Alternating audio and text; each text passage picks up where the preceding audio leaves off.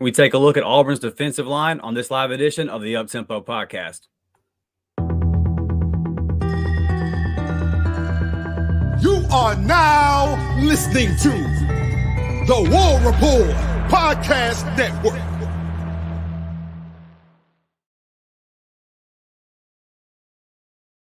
Yes, sir. What's up, Auburn fans? I hope everybody's having a good week.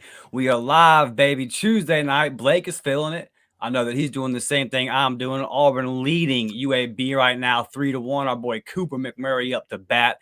We know a lot of y'all will be dropping the baseball updates throughout the chat. And, we got the game going as well. Y'all already know that.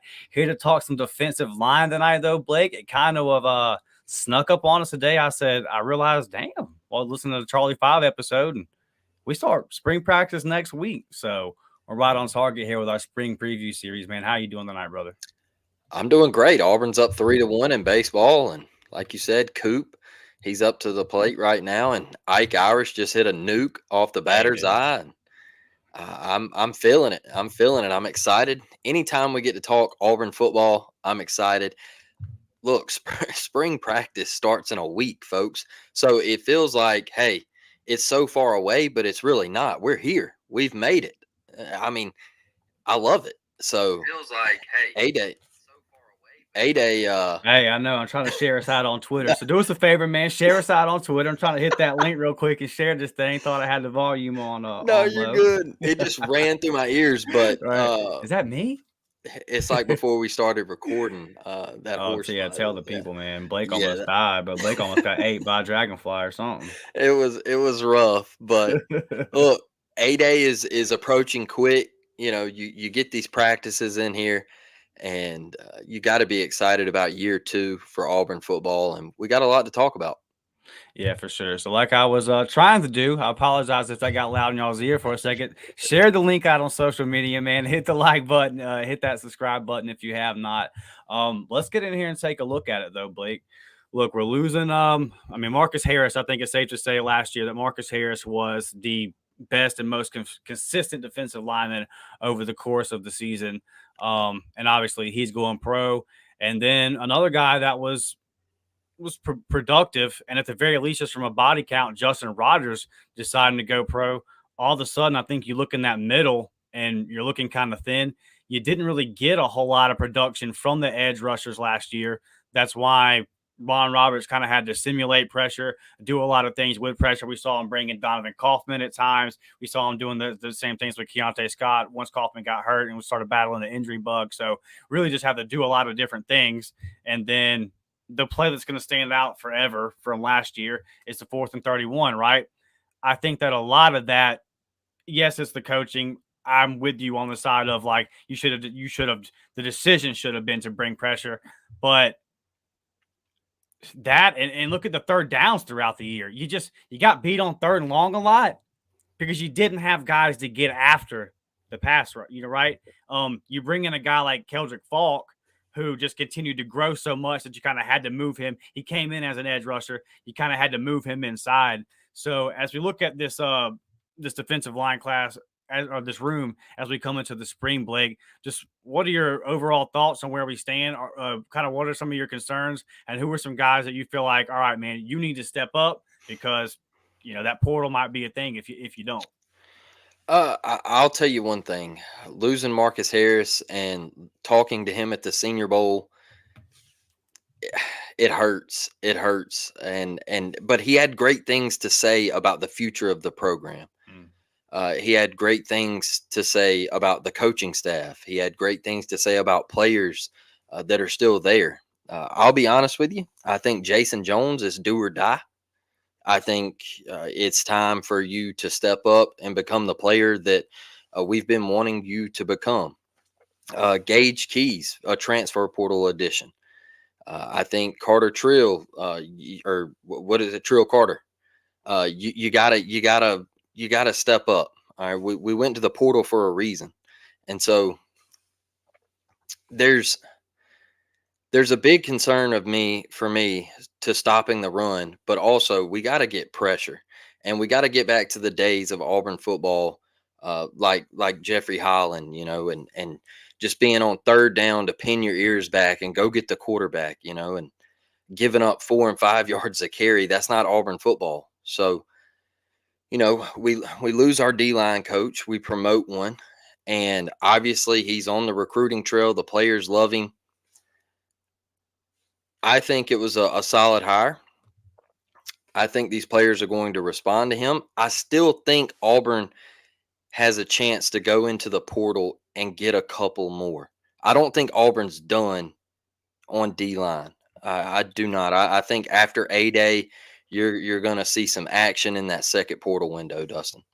Yeah, I think you're going to have to, because I don't want to knock Gage Keys or Trill Carter, but like Trill Carter was a rotation piece at Texas, right? And he's a guy that has been playing college football for a long time. So it's fair to think that he's going to come to Auburn and be a rotation piece at Auburn. And we need those, because we saw last year with a couple of those guys like Nasite and what was the other guy from Purdue, Lawrence, right? We saw some guys that they came in and they were productive. Some guys that weren't necessarily super hype when they came in, but we've seen you need them. I can't.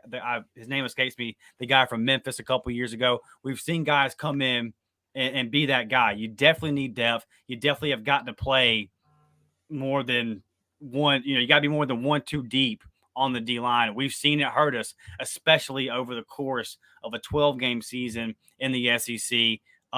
When Jalen McLeod started battling injuries last year, Blake, we stopped really getting pressure off the edge. You see his stats right there coming across the bottom of the screen: 48 tackles, 5.5 sacks, 10.5 tackles for loss. And that was in limited playing time. So, and we saw him at his peak. We saw him at his peak down at App State in that game versus Texas A&M. So we know what the potential is there for him. He just got to stay healthy, man. And then there's going to be some guys, Blake, they got to step up. A guy like Deron Reed goes by DJ Reed, a big time commitment that we got, was a true freshman last year, battled some injury stuff throughout the season. And then it's hard for a defensive lineman to come in as a true freshman. What Keldrick Falk did is pretty unique. Come in and from day one, work yourself into a starting role. You just really got to be an NFL caliber dog to do that. And another guy that we've heard a lot about is Brenton Williams, the edge rusher out of Opelika. These are some guys, Blake, they got to step up. We got to get some production. And then I'm with you on the portal as well. I think that you're going to go into the portal, and I think you got to get 2 guys. And they don't have to be studs. I would like to see at least like a Justin Rogers level type guy, but you got to go get some dogs, dude. You got to go get some guys that can at least play in the SEC, get you reps, because that's my concern right now is just depth in the middle, just the depth up front. Like you said, it's do or die for Jason Jones. Got to be. Jason Jones, now's the time, man. He had 19 total tackles last year, Blake. He had 11 and then by himself and then 9 assisted. Yeah, we need more. You got to need more. No sacks, no tackles for loss. That's a big old boy. You got to be in that backfield disrupting it. Now, the good thing about Jason Jones is, like we've talked about, is that in every room there's got to be leaders. So he brings that, and I don't want to take that away from him. A guy that's going to hold guys accountable and that kind of stuff. Yeah. And you lost a big leader in that room in Marcus Harris. But I agree with you in the portal. And then there's some young guys that are going to be called upon. Is it TJ Lindsey? Is it Malik Blockton?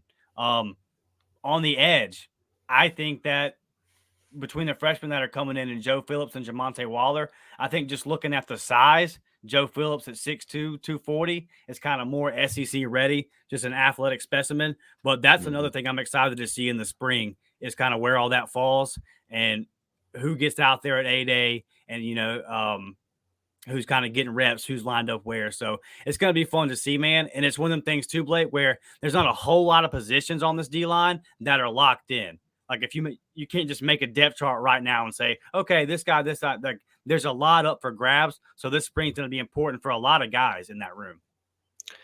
Yeah, I think one person that you can look at is Keldrick, and that's about it. I mean, he's a freak of nature. I think this is the one room that we're most worried about, because I think you look everywhere else. Well, quarterback, I see over in the chat, it's all quarterback. But when I'm talking about when I look at the game, what decides football games, and it's in the trenches. And the one area that I'm most concerned is D line right now, because losing Marcus Harrison, the guy that was just your Mr. Do It All, your run stopper, your guy to get after the quarterback. You lose him, and people are looking around, and like you mentioned, Dustin, depth. Guys are gonna get hurt, and so who's gonna step up? You're gonna be young. You're gonna have a freshman step up, like you mentioned. So, um, you know, we're just thin, and that's why I think the portal after A-Day is gonna have to be a big issue. I think we're gonna have to go in there and get guys because we need them. We need them, and we've got a couple, but like you said, they're just rotation pieces. And I mean, they're veterans, but I don't know. I don't know. Like the numbers aren't there. Like the numbers don't really pop. So it's hard for me to, like everybody wants to do. They say, "Oh, that's him. That's him. That's the guy." I want to see it first. So I think they're great players, but I want to see it first. So There's a lot of unknown all the way up to the coach, right? Like there's a lot of potential when you look at these young guys coming in and you say, okay, in a couple of years, like I think Malik Bloggs will be that guy. I think hmm TJ Lindsay will be that guy. I think that DJ Reed can contribute this year. How much will he be able to contribute? He's still going to be a redshirt freshman, right? yep, So I think Keldrick Fox obviously like the best player on that D line coming in this year. Jalen McLeod, the best player at edge. So these other guys, there's just a lot of unknown. You have a coach who's going to be coaching a room at this level for the first time. yep, There's just a lot of unknown, man. Like, can King Von recruit? We've seen that. Now the question is, can he develop? yep. That we haven't seen. Hugh thinks he can, or Hugh wouldn't have hired him to be in this position. Hugh Great sees him point. every day, so I'm going to trust Hugh on that. But it's still an unknown. And all these names that we're talking about are still an unknown.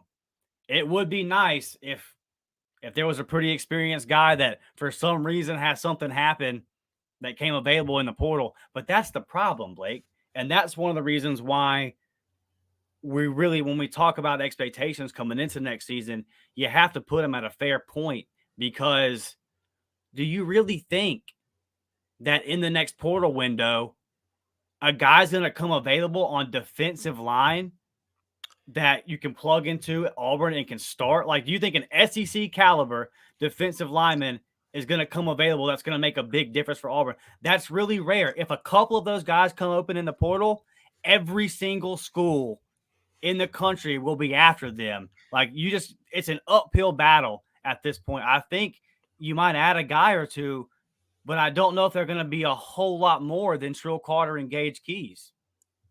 Because usually in that second portal window means a guy lost his job in the spring. Exactly. So you're right. It means a guy's looking at not a lot of playing time at the school he's at, and he's looking for a thin roster, a thin room where he can go in and insert himself and say, okay, well, I can get reps here. Very, very seldom do you see a guy jump into the portal that's a starter somewhere. Maybe unless he comes from G5 or something like that. But still, an SEC guy, it's slim pickings. So Who needs to step up is Akevius Walker. that's a good one.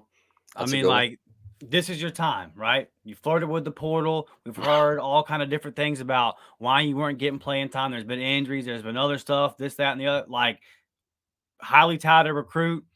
The talent's there. The ability's there. Let's see it. Let's see it. Because there's nothing in his way now. There's nothing in Walker's way now. This should be the spring where I want to hear, hey, man, Zacchaeus Walker's taking a jump. You see it, 21 tackles last year, 3 tackles for loss, and 2 sacks. Show some flashes, but come on, man, and fulfill that potential. I want to see him get up there around, the 5 sack range, 12 tackles for loss, and be a disruptive force. There doesn't have to be a guy on this defensive line, Blake, that just balls out and has crazy numbers. I think the obvious candidate for most productive next year is going to be Keldrick Falk, and Jalen McLeod if he can stay healthy from a tackles for loss and sack standpoint. But can they do it by committee? Can enough guys give enough production to where the overall product is good enough? Because it's just not going to be. Let me ask you this. It's the title of the episode. Of all the position rooms on Auburn's team right now, is it the one, and I know we just did quarterback, but is it the one where you have quarterback's a little bit different, right? Because it's one position. The room as a whole, is this the one where you have the biggest, like the most question marks? Absolutely. Absolutely. It's like I've always said, I'm not worried about the secondary at Auburn. I know we're going to be great. I'm not worried with DJ Durkin coming in. I'm really not worried with linebackers. With Josh Aldridge moving to that edge, that jack position, I really like that move. I think that's going to play a big part. I think you're really going to see Jalen get off and get after it, and I think you're going to see.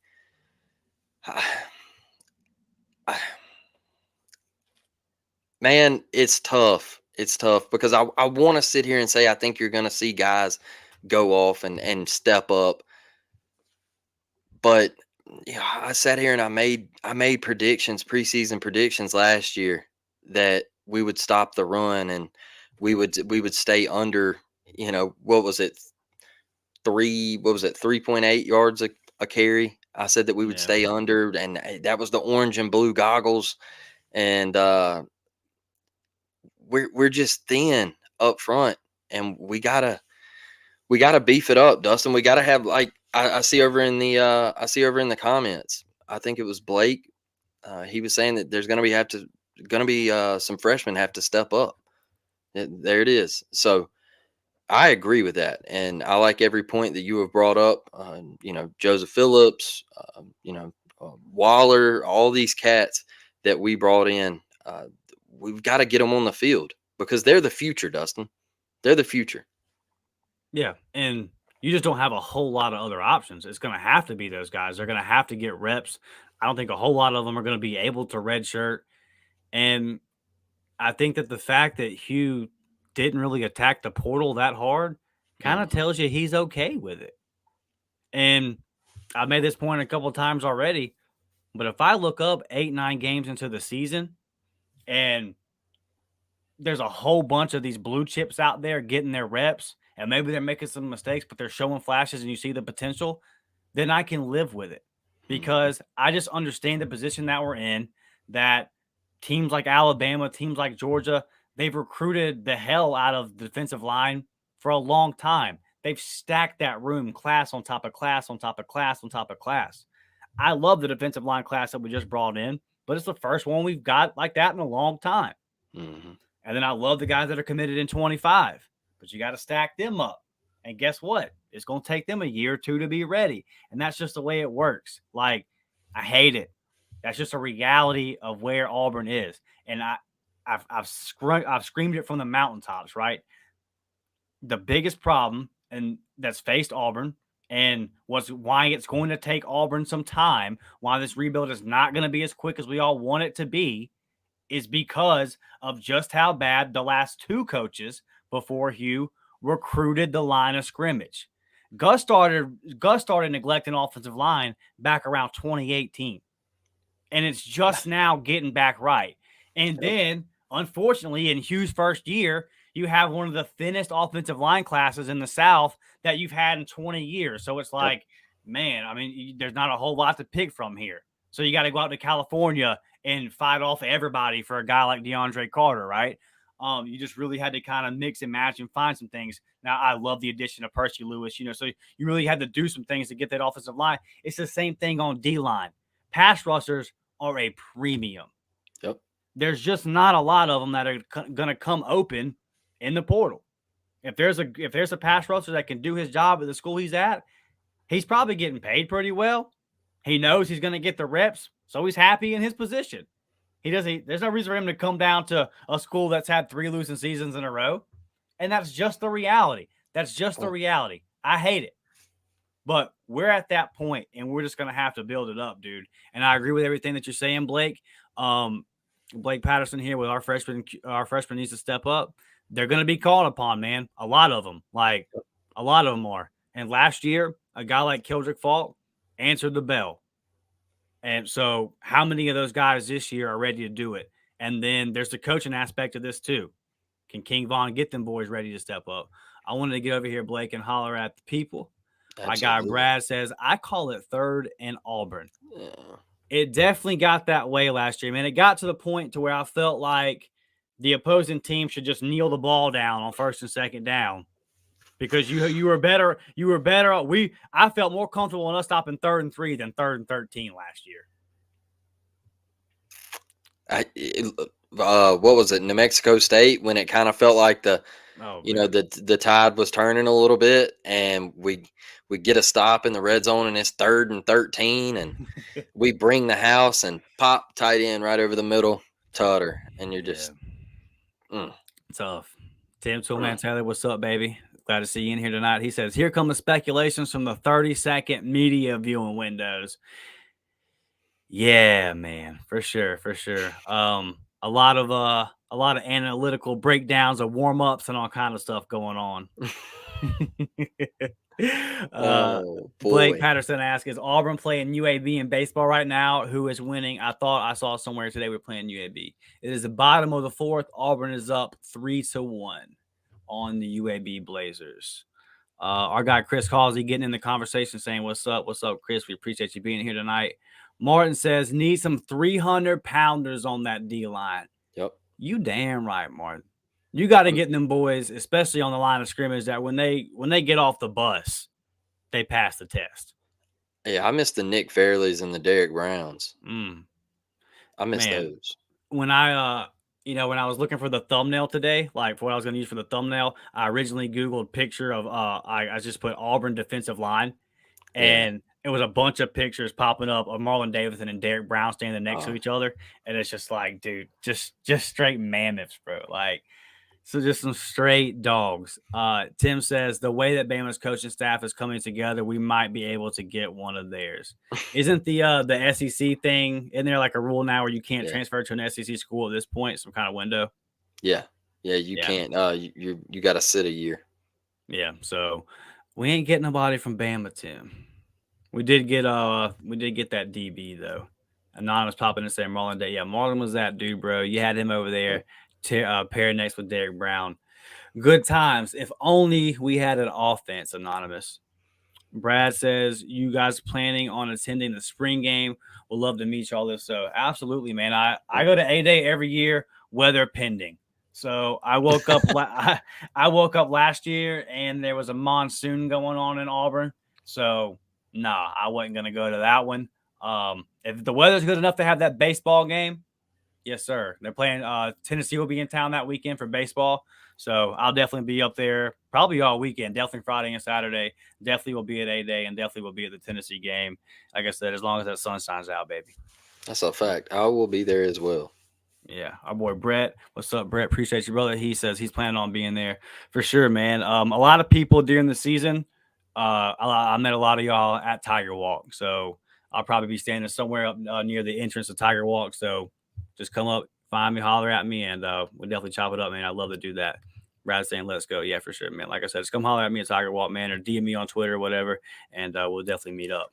Go find me at the baseball game. It's going to be a good weekend. I hope we get to have it this year. And I want to see a full 4-quarter spring game. Blake, am I asking for too much? Nah, I want to see the same because we got robbed last year. And I think it kind of gave a little false hope to the fan base, because we didn't throw it that much. And so, everybody was like, okay, well, we can throw the football and PT's going to be okay. Maybe we would have seen something a little different if we did throw it in the A-Day game last year, I mean, who knows? I just want to see dry weather this year so we can see the full display put on, and it ain't where we're skipping a whole quarter like we had to last year. You pay all that money for that fancy indoor facility, and then you can't play on the spring game because you're out there in that storm, bro. Yeah, that was tough, Blake. Let me ask you this, because it's been the spring game. I listened to Charlie Five today on Top Button, and he kind of Mhm. talks about how much just the spring games have been lacking these last couple of years. What is your thoughts on that? Like, do you want to see the ones versus twos? You a ones versus ones kind of guy? Do you want to see it structured as was it 2 years ago where they put like a score up on the like a score, and then it was trying to hold the team off from getting to that other score? Or do you just like one versus ones, put that thing at zero and make it as much as a football game? 1v1, make it as much of a football game as possible, and let's see dogs versus dogs eat. That's what I want to see. Uh, the way college football is headed, you're probably going to start seeing spring games against G5 teams. I just feel like spring games are headed to shells only, not even full pads like that. It just feels like that's the route that we're going. Is just get super soft on me and just limit tackling. I'm serious. It's just it's soft, man. But I'm a one on one. Let's run the ones out there. Let's best on best. That's what I'm about. So Tim says, "Don't keep me out of the chat, but I liked Harson's format." Listen, I hear you. Not every single thing Harson did was bad. Okay. uh, At the end of the day, the coordinator hires killed him. Not going to like events you need to be at, and then obviously the lack of recruiting. But yeah, I wasn't, some of that stuff, man, like some of his thoughts on competing and competition, the 8A format. I hear you on that. Our guy Mike G talked to Jason Campbell a couple weeks ago on the AU mix, and Jason Campbell was talking about how during the middle of the '04 season, they were like 8-9-0, and they were running full contact goal line drills, yeah, during you don't practice. you don't see that no more. It is like, bro, and you hear a lot of these. You hear a guy like Tom Brady, a guy like Aaron Rodgers that played through the transition of football, and they talk about how this version of football is watered down. They're not doing the old man get off my lawn spill, man. The truth of the matter is there was a time when a quarterback understood, hey, if I'm throwing that ball across that middle, my receiver might be in some trouble, dude. Yeah, I mean, you think back to the Auburn Georgia game in '04, right? Like there was a murder on the field. Now, I'm not saying that maybe like that hit probably should be a flag nowadays. So I'm not saying that you should just be able to rock a kid in the head. But the point I'm making, dude, is like it's just got to a point now, bro, where it's gone so far the other way. And when I heard Jason saying that, I was like, man, that's probably why the quality of football has gone down. They're not tackling in practice. we had a big problem with that out on the corner. I look, Mm. DJ was a great player, great cover corner, but my buddy couldn't tackle out in space. He couldn't. And you know, that's just like Dustin said. I think that's from lack of getting in pads and practicing, full go practicing. Now it's shells. It's soft. It's soft. Let's be honest. It's soft, and I hate it. I hate where it's going to and all of that. But one thing I will say about Junior Rose Green, that man was talking about his grandmama. So when you do that, Junior said that Junior said he told me that the whole week leading up to the game that the word out of the Georgia camp was they were talking trash about Junior's grandmama and his family. And Junior said he had a lot of stuff going on at the time, and he was just reeling, and he Yeah. wasn't even in the mood for football. And he said, so when I walked out there on that field, he said it was on him, and he said I was trying to literally run through him. And I said, well, I think you accomplished it, brother. Like, I, I think you did it. You brought you brought the whole stadium to complete silence, and even one sitting at home, Even one sitting at home, complete silence. Hell of a hit. Yeah, that one, we'll never forget that one. Tim says, I never knew that, Blake. Okay, you know what? I think I'll allow it. Yeah, you can't talk about the grandmama, bro. Yeah. Hey, and you know what? You know what? In another thing in today's game is he's probably suspended for 4 weeks because of that hit. Um, and I get it. I get it. But like Smoke Monday was trying to lay the hammer. He was trying to lay the wood on folks, and we're just to the point, you know, where if it's at the goal line up in Happy Valley in a whiteout, you're just supposed to let Jacoby McLean's he's just supposed to let him score. Hey, don't try to make the tackle, dog. Just let him get across the goal line. Because if you go helmet to helmet, it's not football anymore. It's just weird. Bro, that was the worst one. I mean, it was all shoulder. There's nothing else for him to do. It's either let him score or make the play. I'll never understand that one. And then and then he has to miss the whole half of the next game, bro. That's ridiculous. Tim says, "Talk shit, get hit." Yeah, that's the way that works, baby. That's the way that works. And Junior definitely showed it that day. Blake says, "I'll never forget that Bama game when Groves murdered Brody." Yeah, dude, sack if you honk, Brody. Yeah, Brake getting here saying honk if you. Yeah, listen to it. That was a good day. That was a good day. We could have beat them by a lot more, man. We should have beat them boys by 40 that day. I want to get back to those days though, where we were elite and we were winning, and the fan base wasn't always at each other's necks, and we weren't arguing every day, and we were going to big time bowl games, Dustin. And I just want to get back to that. I want to feel that again in Auburn football. Yeah, I think that's where a lot of you, when you talk about the fan base, I think that's where a lot of it comes from. It's just that everyone's just hungry to win. K8 says, I miss Tracy Rocker, Quentin Groves, and Nick Faley. Yeah, definitely some OGs that there's some Auburn legends. And I think you're getting guys like that. I think you've recruited some guys that have the potential to be like that. It's just KH is just going to take some time. And you probably know this, but you just got to stack the classes, and then some of them will hit, some of them won't. That's the way that it works. But you got to stack classes full of blue chips.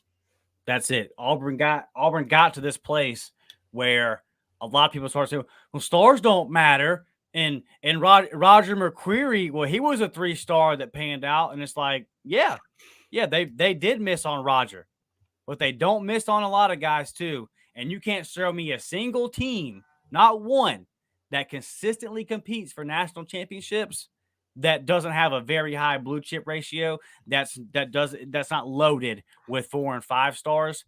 And you know as well, you're not winning in the SEC if you don't have those up front. Blake, how instant of an impact were 2 blue chips on each side of the line of scrimmage last year? Keldrick Falk, true freshman.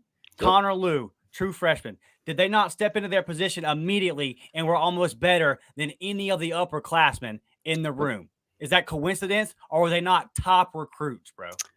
Look, a lot of people go and watch these kids play, and like Dustin said, they miss very little. Okay, very little. Now, you can throw Byron Coward in that mix as a miss. All right, he just didn't pan out. Things didn't work his way. It is what it is. But college football is won on Jimmys and Joes.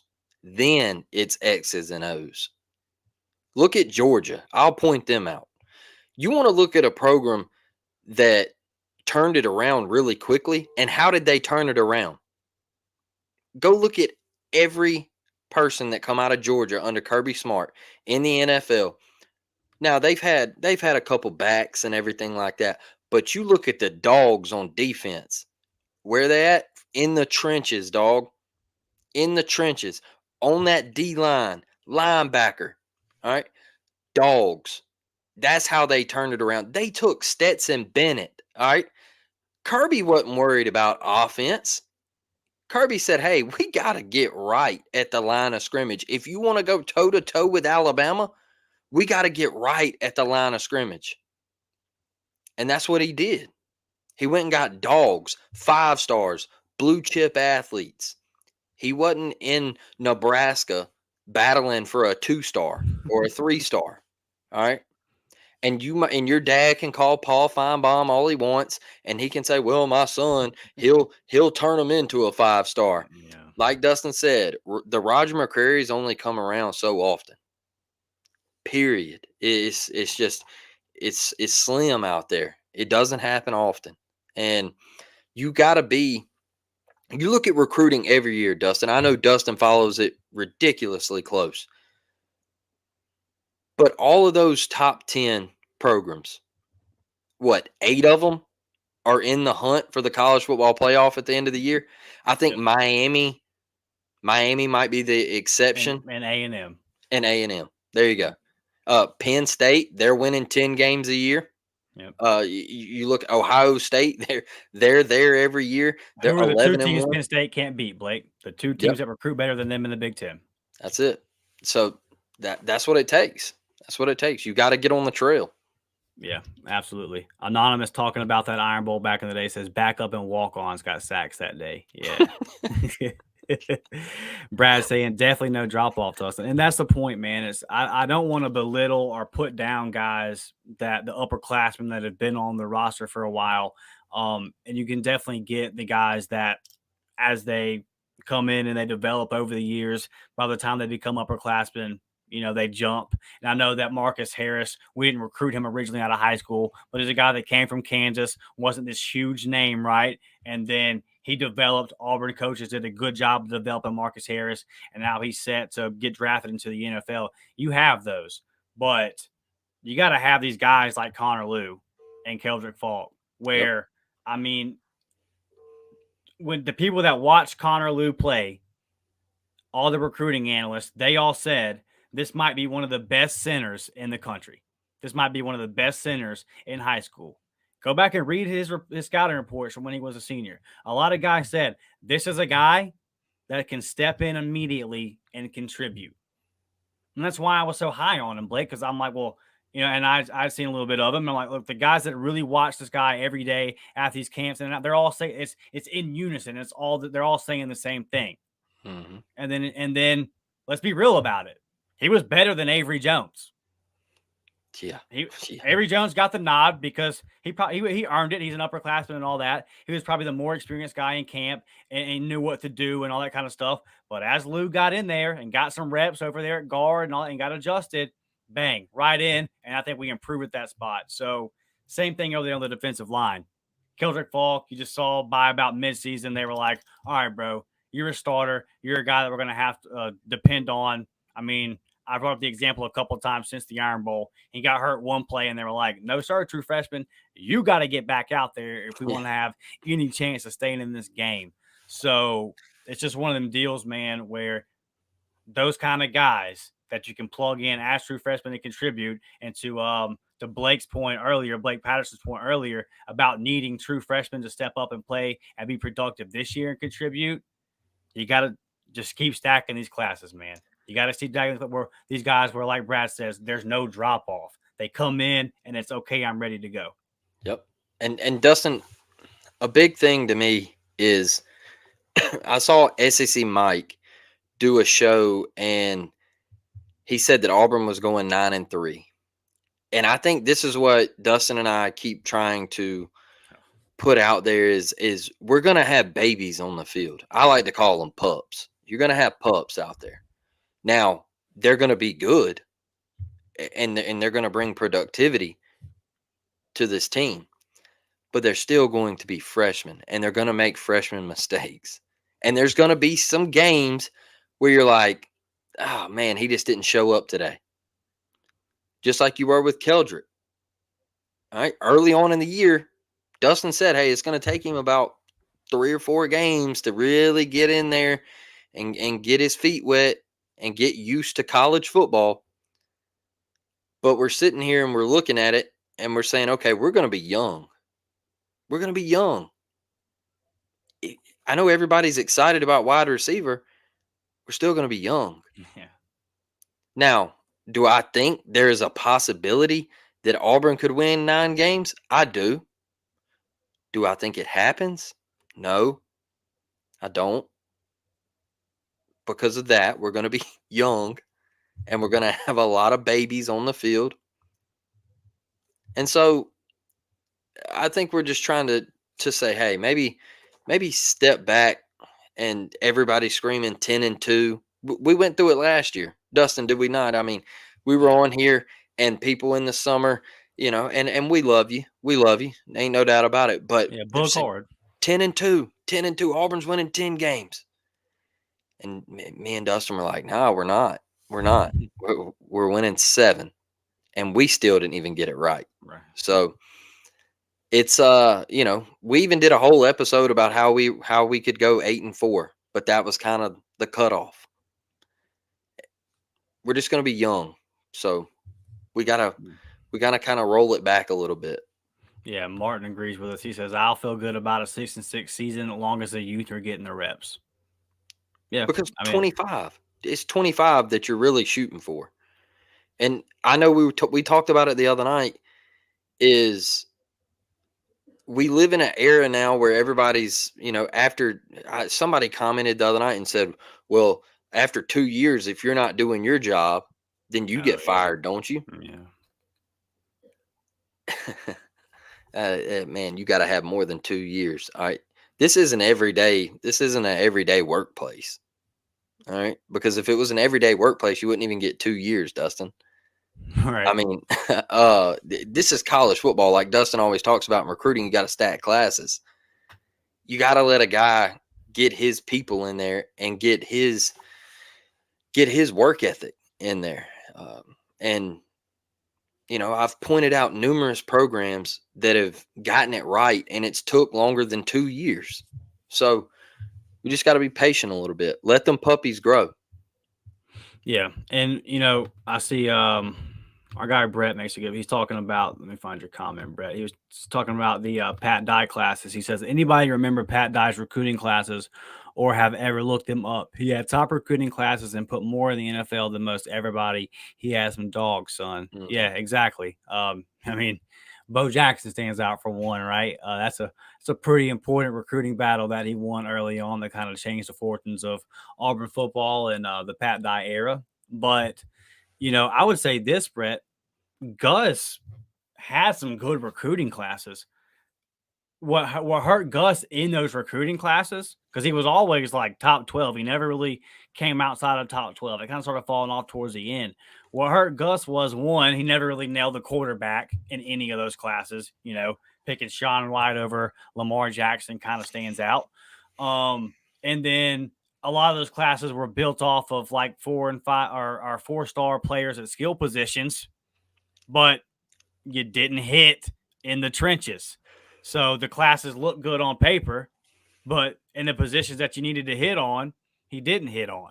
In the positions that you needed to have depth in, you never really had any depth in. And that's why, as Gus's tenure went on, even though the recruiting classes by average and by ranking on paper looked pretty good, it was really fool's gold. Because, like, again, I think there was a lot of receivers there for a while that were highly touted, highly rated recruits that didn't get developed in Gus Malzahn's offense. That makes the class look good. Kyle Davis makes your class ranking look good. Nate Craig Myers makes your class ranking look good. And then they come to the school and they don't do shit. So, it just gets to that point, man, and then what Pat Dye did was he recruit them. You get Bo Jackson and recruit them and get these guys and turn them and put a system around these guys. So that's what Hugh. Now Hugh is recruiting at a level that's higher than what Gus Malzahn did. It's a step above what Gus did, especially in the trenches. But so now the question of development comes in. Can Hugh develop them enough? Like Blake said, it's Jimmy's and Joe's first. You gotta have the guys to even execute the X's and O's.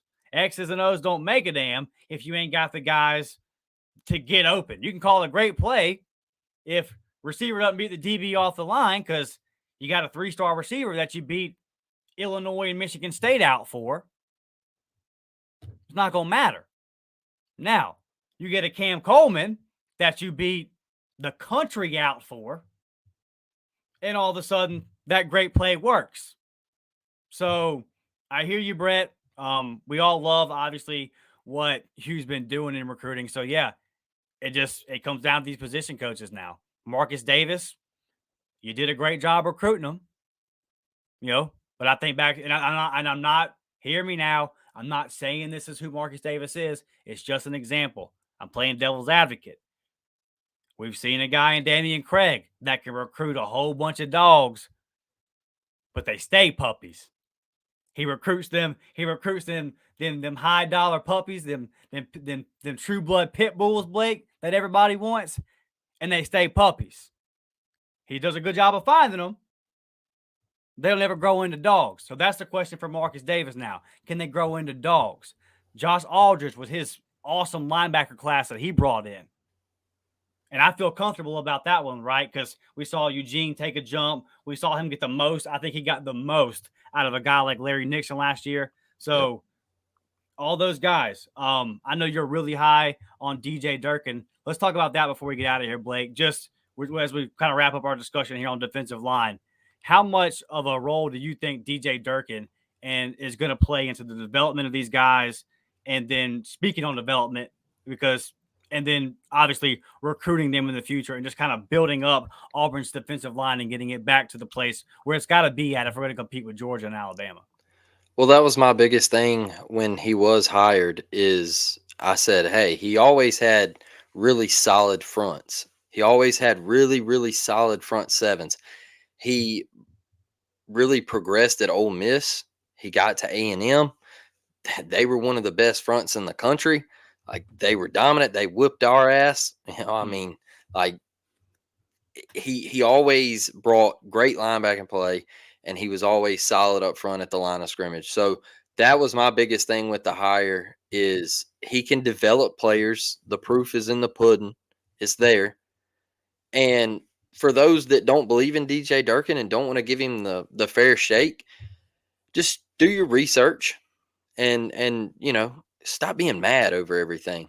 Yeah. I like if you want to be mad over that, then be mad at Brian Kelly. So, I think he deserves his opportunity. I think he has these kids excited. I think they're really guys like Eugene are wanting to teach these young kids like a DJ Barber that we really haven't talked about. I think those guys are looking at DJ Durkin and Eugene Asante and Austin Keys and even Josh Aldridge. I mean, them two together, in my opinion, are going to be just absolutely nasty. DJ Durkin and Josh Aldridge. I know Josh moved, but those two are going to be filthy. And I'm excited to see it. And I think that's why a lot of people don't believe that DJ will be at Auburn very long because he is talented. I like it. I love the back end. Charles Kelly, Crime Dog. I'm excited, but we are going to have pups step up, and that's what I love to call them. So yeah, for sure. It's all at this point, man. Like we said, Hugh Freeze and the staff is bringing them in. The next question is, can they develop? And this spring, defensive line is really a position that I'm going to have my eyes on. We got some comments, Star, that I want to get to. But before we do, I'll tell you what else is filthy, Blake. This gear over here at the Barner Supply Company. Look, guys, the link is in the description. They got a ton of stuff. They got a big shipment coming in, so they're fully stocked up over there. I absolutely love the hat on the far right here, and they just got those in. I got mine on the way. So listen, guys, go over to Barner Supply Company, check them out. Click on that link specifically because it'll help us out as well. It'll let them know that you heard about them from us. Look at these hoodies right here. Just clean stuff. So definitely go over there and support those guys, and it will support us as well. And then, Blake, we dropped a lot of content this week for the members, man. I think like 5 videos just for the members. So if you love the show, definitely go over there. You got the $3.99 a month for the JV, the $5.99 a month for the varsity squad. I'm dropping recruiting reaction videos, recruiting update videos. Going to do some basketball stuff here soon. If you're a baseball guy, last week Blake went out and dropped a preview show and damn near nailed all his predictions on the lineup, who would be doing what. So a ton of inside information there as well. So if you love the show, man, I'm telling you, it's like we put out more member pods last week than we did regular shows. So we're really dropping the content, man. So if you're interested in that, go check that out. We would love to have you. I'm gonna get to the last second comments before we get out of here. Auburn is still up 3-1 in the baseball game, and I want to finish it up. What you got, brother? I just wanted to throw this in there real quick. Friday night, we play in Jacksonville, Florida. We're playing in the Jacks Baseball Classic. I will be there. I will be dropping content Friday, Saturday, and Sunday. So I'm coming home Monday morning, making the trip back to Mobile. So I'm excited about that and to watch this Auburn baseball team. So if you're interested in Auburn baseball, be looking out for it. Yes, sir. Blake will be in Jacksonville all weekend covering the team. So definitely be on the lookout in your feed. Tim says Auburn baseball is going to be a problem. You're damn right. And Tim, I'll tell you this, as long as Butch Thompson is running the show, Auburn baseball going to be a problem. I would argue we just getting started, Blake. Karen Parker says hit that thumbs up. Absolutely. If you have not subscribed to the channel, please do that. I can't really get into too much detail, but I'm telling y'all, stay tuned. We got some fun stuff on the way, some different kind of content that's a little outside of this lane right here. We're definitely working on some stuff. We're cooking up some stuff behind the scenes, man, we're really, really excited about it. Blake Patterson says, Blake, Auburn fans are crazy, or a lot of them I seen on Saturday after just losing our 6th game. They were calling for BP's job. The basketball coach Auburn has the best basketball coach Auburn has ever had. They will kill Hugh Freeze next season. He's saying if things start going south next year. Basically, what Blake's saying here is that me and you can preach patience all we want, but we might just be yelling at a wall with some of these Auburn fans. Well, here's the thing. You look, what way would you want it? What way would you want it? All right. I know Josh Heupel. All right. I know Josh Heupel had Hendon Hooker and Tennessee went 10-2 in year 2. And it was, oh man, Tennessee's back. What happened this year? Is Tennessee back? Are they back? Were they really back, Dustin? I mean, they're definitely on more solid footing. I mean, it depends on what your definition of back is. Like I would say they made the right hire and you know, right hire. They lost to Florida. I mean, what's your definition of back, right? Yeah, they lost to Florida. Yeah, you know how I feel about Florida. Yeah, and Joe Milton was their guy. So, you know, or do you want it the Mizzou way? Do you want to be absolutely, you know, just in the cellar and grind your way to the top? And then, hey, guess what? You're in the Cotton Bowl in year 4. I mean, we just got to be patient. We just got to be patient because now look at Missouri, dog. They just brought in one of the best wide receivers in the country, and kid is an absolute problem. Luther Burden is a problem. That's a fact. And all it takes is one guy. All it takes is a Cam Coleman, a Perry Thompson, and others want to follow. So Hugh did that. We just we gotta be patient. I know losing to New Mexico State sucks, but I can tell you this: it's happened to every big program.